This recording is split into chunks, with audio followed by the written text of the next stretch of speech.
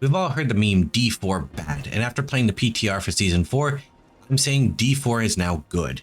D4 is very good. They added in the most relevant system from Diablo 3, which was the Greater Rift, into this nice little obelisk here, which is in the town of Saragar, and this allows you to run these things called the Pit, which is essentially a Greater Rift. You don't need to pick up the orbs anymore like you did in Diablo 3. You just need to kill mobs, and then it's going to spawn a portal, which takes you to a boss, which is essentially like the same kind of boss you would have at the end of a nightmare dungeon. You kill him really quickly, he drops a bunch of gear, has a little chest on the ground, which is going to drop you materials. Now the materials are going to be as such. Obdicite for the first 25 tiers, Ingolith for the second 25 tiers, and then finally after that you're going to have Neath Iron for the final. And all of these are going to be used for masterworking your gear. Masterworking is part of the whole new gear upgrade and crafting system. Now to access these, we use one rune shard, which you get the rune shards from Whisper Bounties, Helltides, Legion Chests, and Nightmare Dungeons. So essentially, as long as you're playing the game, you're going to get these so that you can go through and do the pit.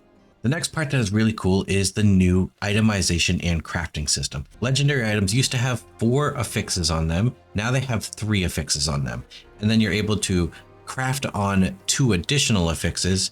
So instead of having to look for a piece that had 3 out of 4 affixes that are good, you only have to find one that has at least 2 good affixes, and then you can go over to the occultist and you can enchant, and you can reroll one of your affixes to a good affix. So that is a lot better. And then we can go over to the blacksmith, go to the tempering window, you can toss in your piece, and then you have the different tempering recipes that you can choose from. We go to defensive, we have resistance, we have profane cage, which gives you, more buffs, and then you have worldly endurance, which is going to give you more maximum life, total armor, and dodge chance. So you choose whichever one, you have a equal percentage chance to hit any of these different affixes on it, and then you can put them onto your gear. So I have corpse tendril size and corpse tendril size. So double corpse tendril size. I may actually try to go for maybe a total armor on this one, and that will actually boost my armor, which will boost my survivability. Actually, let's do that right now.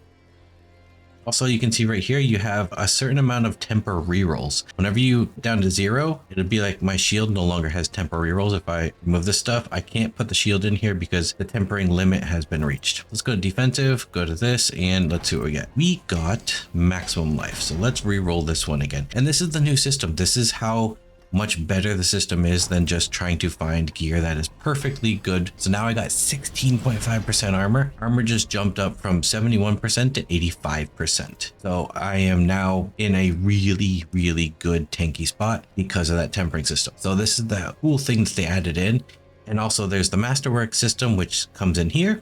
And then once you have the 2 tempers on any piece of gear, you can start masterworking it, and you can see the materials down here. So we use the obdicite for the first tier. The first tiers are going to be the dots. Second tiers are going to be the triangle, which uses the Ingolith, and then the final tier is the Neath Iron, which is going to be stars instead of triangles. So I would always suggest you do your weapon first, because that is what all of your damage is going to scale off of anyways. And as you can see on mine, I had a high int roll drop for free, plus I got rerolled damage onto it. Vulnerable damage was already onto it. I tempered on more damage, and then I tempered on chance for skeletal mages to cast twice. And as you can see, that text is in blue for that one, and that's because whenever you hit the 4th rank of each tier, you're going to have one of your random affixes going to be increased by 25%. The one that random affix that I got was the skeletal mage's attack twice. Now on this next attempt on my weapon, it's going to have another 25% increase. I only have a 50% success rate, so it might fail, it might not.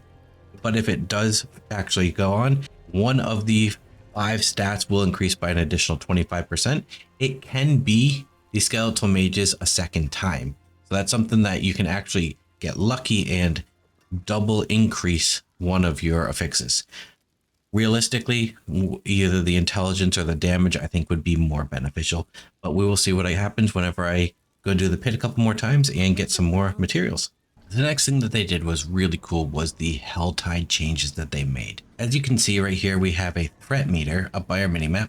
We have our cinder count, and we have a new icon here, which is for Baleful Hearts. Now, in each map, there's going to be a big old demon head on the map, and it's going to have these 3 altars. You have to put 1 Baleful Heart in each altar. You don't have to put all of them in. Anyone in the area can actually put them in. And whenever you do, it's going to spawn a bunch of waves of mobs, and eventually it's going to spawn a boss. And after that's all done, you're going to get a huge loot explosion. But the entire time that's happening, your threat meter here is also going to continuously go up. And every time it reaches one of the ticks, it actually spawns a pack of elites. And then eventually, whenever you max out the whole thing, it starts going backwards, back towards the pentagram. Once it reaches the pentagram, it actually spawns a mini boss along with a couple packs of elites. Whenever you kill all of them, you get a huge loot explosion, and it also is a really fast way to get up your cinders so you can open the chest and get your living steel so you can go do some of the bosses. The Helltides has been one of my favorite changes because they've had a whole rework of the entire system to make it more fun and more engaging. And also, the more people you're around, the better Helltides actually are, because their threat meter is going to be spawning more elites for you to kill, which helps to get your threat meter higher on, so that and then their threat meter goes up off of your elites, and you can basically just chain them back and forth, and you're getting so many kills and so many like cinders for free without having to actually pretty much go anywhere or do anything. Like most of the zones, you have to go from event to event all over the damn zone. Like say there's an event here and say there's another event here. You're just going to be running back and forth, and say that another event's down here. You're just going to be running in a triangle over and over until you can finally get get the amount of cinders that you're looking for. With the new system, you don't have to worry about running 2 events because there's also mini events throughout the zone. Let me see if I can find one real quick and I'll show you exactly what I'm talking about. Right here, perfect. So this is like from season 2.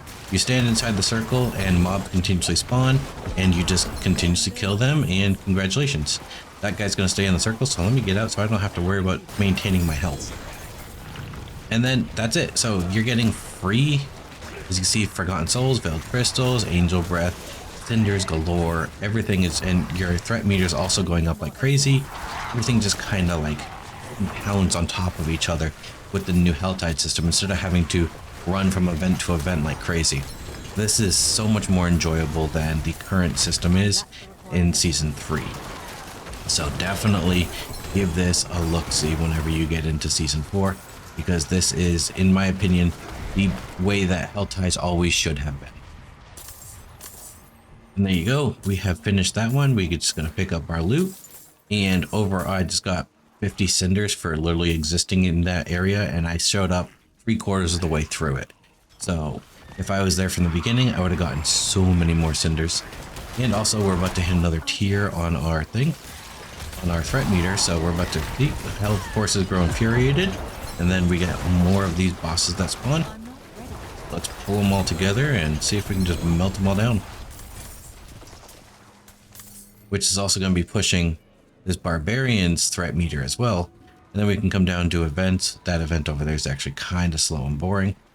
But as you can see, Helltides are in a much better state. All right, the final thing I think that was really good that they added in for the PTR for Season 4 is a Torment version for bosses. So if we go into the altar here for Varshan, as you can see, we have the normal thing where you have the summoning ingredients, but there's also a Torment version which uses these new Stygian stones, which comes from the pit, which is again the Greater Rift system from Diablo 3, which is back in Saragar. As you're running those, you're going to be getting these Stygian stones that drop, and then you can summon these Torment bosses.